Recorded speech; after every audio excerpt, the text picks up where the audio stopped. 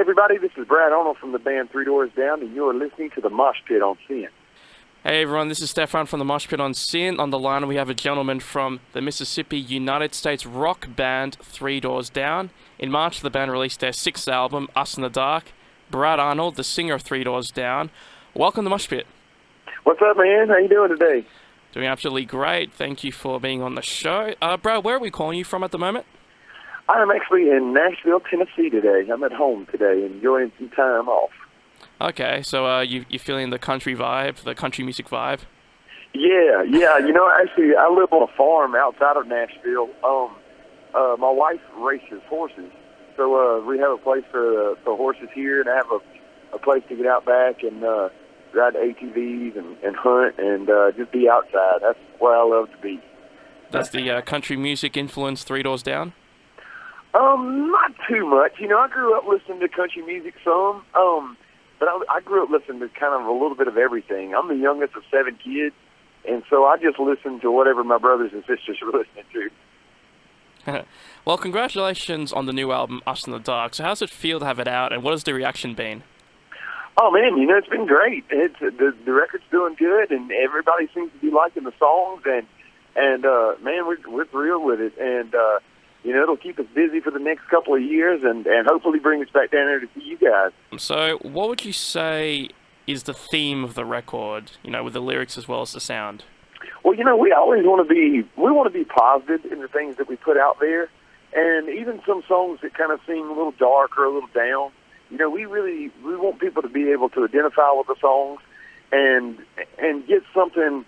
You know, we don't want them to just know what we're saying. We want them to be able to take it and translate it to their own lives, and that's something we've always tried to do.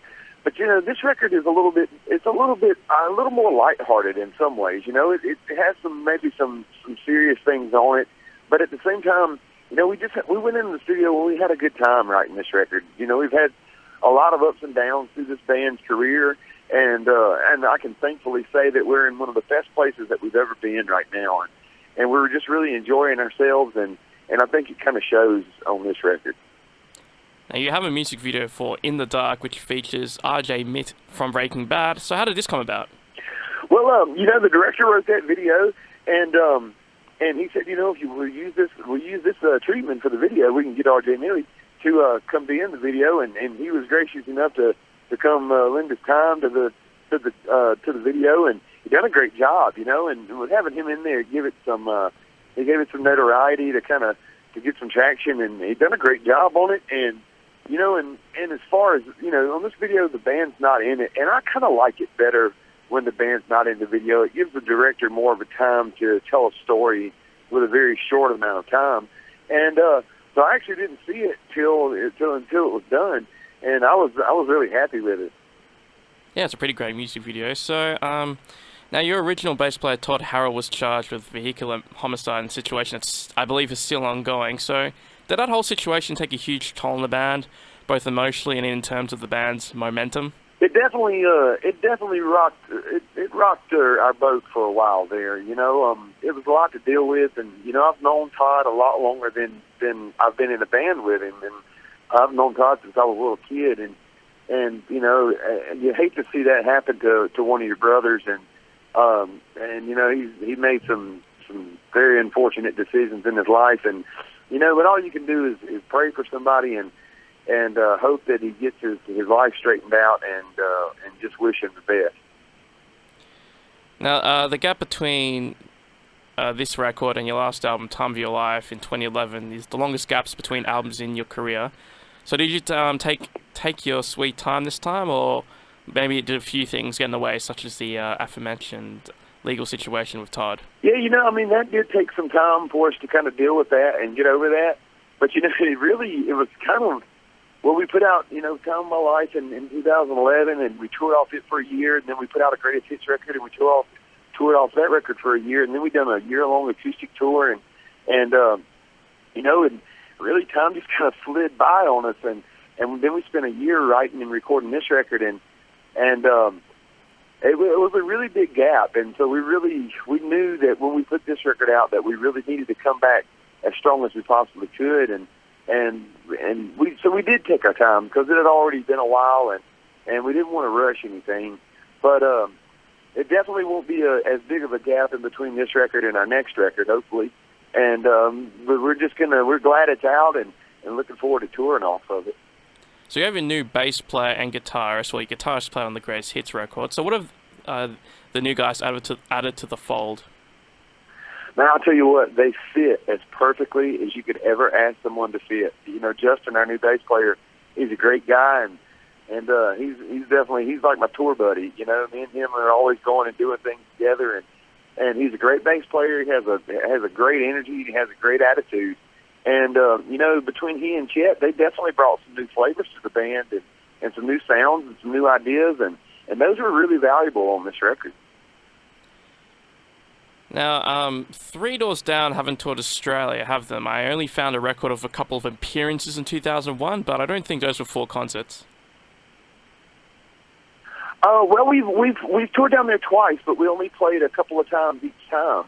I really, really hope that we get to come back down there and tour on this record, and actually, we have some things that hopefully we can work out that'll bring us back down there.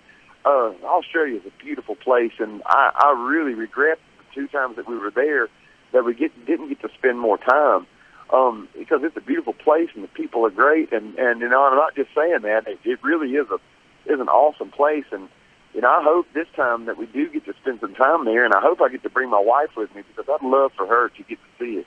Awesome. Well, it'll be great to have you. So for Australians who haven't seen you perform, what is the Three Doors Down live show like?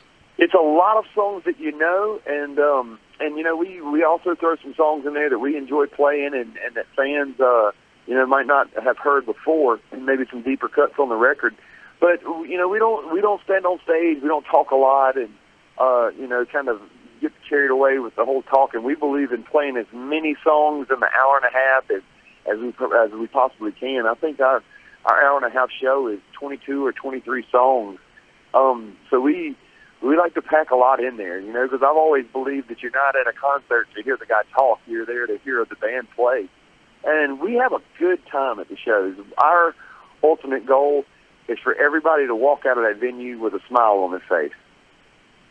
So you think when you come to Australia, considering it's been a while and many Australians haven't seen you, that you'll do a special set list for the Australian audience?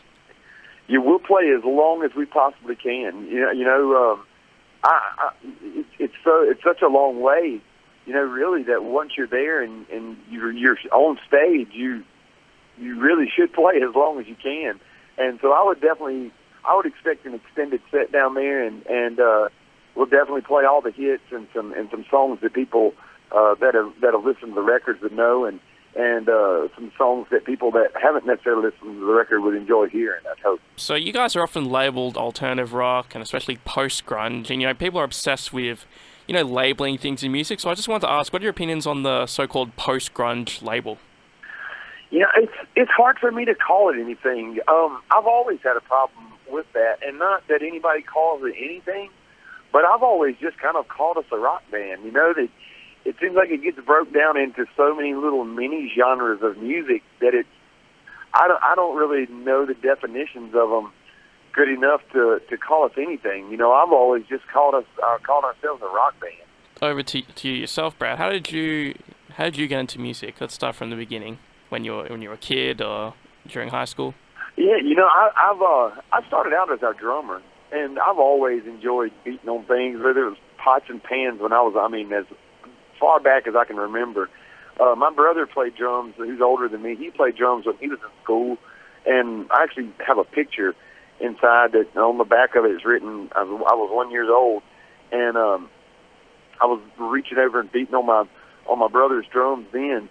And I always just loved playing the drums, and I loved music, and I grew up in an Assembly of God church, and so there was always a lot of singing going on there, and I have 4 sisters. They were always singing, and so it was never anything foreign to me to walk around my house singing. And you know, my dad give me an old beater truck when I was like 12 or 13, and I could just drive around the neighborhood. Me and my friends would drive around singing, and music's always been a part of my life, and I became the three of us started this band, and I was originally just the drummer. I only became the singer because nobody else could sing. I was, while we were a local band, I was the drummer and the singer.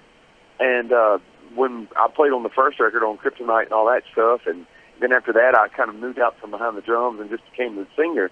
But, you know, it's just always been a part of my life and always been something that I've loved to do. And I've been in this band since I was 16 years old, and now I'm 37, so I've actually been in Three Doors Down longer than I haven't been. I've been in it well over half my life, and I'm just really blessed and fortunate to get to play music for a living. Beautiful. What were your favorite bands growing up that influenced you?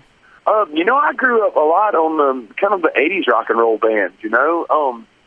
I grew up listening to everything from Metallica to Bon Jovi and Poison and things like that, you know, on up through the grunge era and into modern music. And, you know, and I'm still influenced by things now. And it's not really something I can put my finger on exactly what influences me. I think it's just kind of little things that you hear here and there that you kind of pick up on, or little licks and songs that you hear that you kind of rub off on you, and kind of the overall vibe of music and movements and things like that. And but at the same time, you know, sticking to your own expression and to what you feel inside yourself. Awesome. And now, final question. Do musicians from Mississippi, do they learn to count time by going one Mississippi, two Mississippi? I don't know. Probably so. You know, I think kind of everybody learns it like that. But I think it probably maybe a little more heavily in Mississippi itself. Awesome. Well, the new album, Us in the 90s, out now. Brad Arnold from Three Doors Down, thanks so much for joining us on the Moshpit on Sin. Oh, thank you very much for having me. No worries. Have a wonderful day, and hope to see you down here soon. Yes, sir, man. I hope you come down there soon. And you have a wonderful day, too.